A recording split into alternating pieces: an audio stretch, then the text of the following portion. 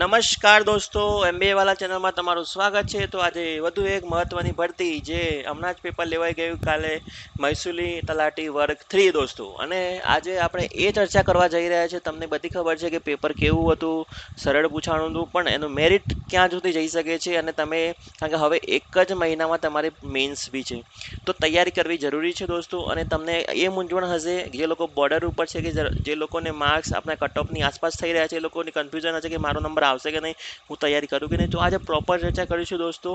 અને એના પહેલાં આપણે એ એનાલિસ કરી દઈએ કે કેટલા લોકો એક્ઝામ આપી અને શું કટ ઓફ રહી શકે છે. તો તલાટીમાં તમે જોઈ શકો છો કે 2384ની જગ્યાઓ માટે લગભગ 3 લાખ લોકોએ પરીક્ષા આપી છે દોસ્તો. અને 1384 સેન્ટરો ઉપર પ્રોપર મોનિટરિંગ સાથે આ એક્ઝામ પૂર્ણ કરવામાં આવી છે દોસ્તો.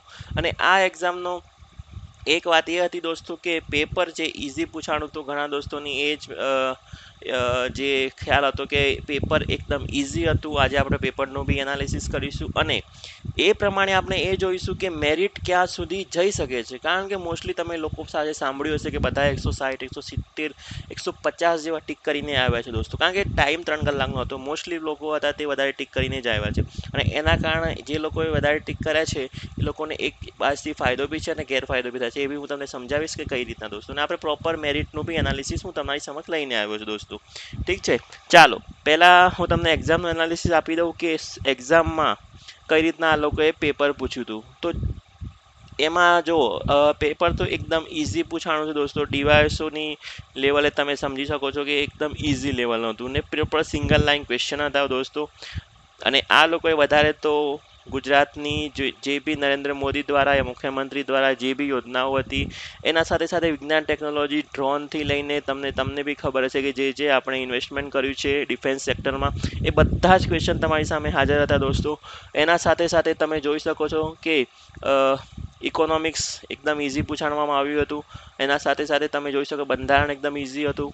તો આ મેથ્સ અને રિઝનિંગ એવરેજ હતા દોસ્તો. તો એ પ્રમાણે હું તમને કહી શકું છું કે દરેક પાસે એક તો ટાઈમનો અભાવ થયો નહીં હશે. દરેકને પ્રોપર ટાઈમે પેપર પૂરું થઈ ગયું. એના માટે હું તમને કહી રહ્યો છું કે મોસ્ટલી લોકોએ 160થી લઈને 180 ટીક કરેલા હશે દોસ્તો. ઠીક છે, આ ટીકની વાત કરું છું દોસ્તો. કેટલા ટીક કરે છે? 160થી લઈને 180 એવરેજ લોકોએ ટીક કર્યા. કારણ કે ટાઈમનો કોઈ અભાવ હતો નહીં દોસ્તો. હવે હું તમને એક વાત ચોક્કસ કહી દઉં કે અહીંયાથી અગર એવરેજ ઘણા લોકો તમને કહી રહ્યા છે કે આટલું મેરિટ જશે, 145 પ્લસ મેરિટ જશે, તો એ વાત તદ્દન ખોટી છે દોસ્તો. એટલું મેરિટ નહીં જાય દોસ્તો. હું તમને એક પ્રોપર મેરિટ અંદાજ આપી દઉં કે ઘણા લોકોનું એવરેજ નીકળવામાં આવે છે. ઠીક છે દોસ્તો. તો હું તમને એક વાત એ કહું કે 125થી લઈને તમે ચાલી શકો છો કે 125 માર્ક્સથી લઈને 130 માર્ક. આ એક મેરિટનો હું અંદાજ આપી રહ્યો છું કે આટલું મેરિટ અંદાજિત જઈ શકે છે દોસ્તો. તો તમે આની આસપાસ બી હો તો તમારે પ્રોપર તૈયારી કરવાની ચાલુ કરી દેવી જોઈએ. કારણ કે આ લોકોએ તમને ટાઈમ વધારે નથી આપ્યો દોસ્તો. તો એ એક મેઇન ચીજ છે દોસ્તો. તમને એ બી અપડેટ મહત્ત્વની આપી રહ્યો છું. તમારી માટે એક સારી એવી ખુશ ખબર બી છે દોસ્તો. એ બી હું તમને લાસ્ટમાં આપીશ. તો ચાલો પહેલાં તમે હજુ સુધી સબસ્ક્રાઈબ ના કરી હોય એમબીએ વાળાને, આપણે લાઈવ બી આવીએ છીએ દોસ્તો. અને લાઈવમાં બી આજે આપણે ચર્ચા કરવાની છે. તો દોસ્તો ઝડપથી સબસ્ક્રાઈબ કરવાનું બી ભૂલતા નહીં.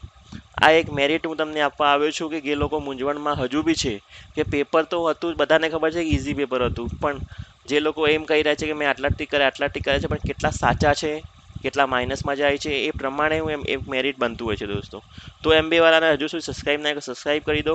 અને કટ ઓફ મેં તમને હાલ જ કહ્યું એમ 125થી લઈને 130 સુધી આ જનરલની વાત કરી રહ્યો છું દોસ્તો. પછી બીજા બધાની તો તમે એવરેજ સમજી શકો છો કે 5-10 માર્ક નીચે થઈ શકે છે દોસ્તો. બાકી જનરલનું આટલા સુધીની જે રેન્જમાં લોકો હોય છે એ લોકોની વાત કરું છું. જનરલ મેલની વાત કરી રહ્યો છું કે આટલું અંદાજિત જઈ શકે છે દોસ્તો. તો આ પ્રમાણે તમારી રેન્જ કઈ આવશે તમે સમજી શકો છો. અને તમે તૈયારી ચાલુ કરી દો દોસ્તો.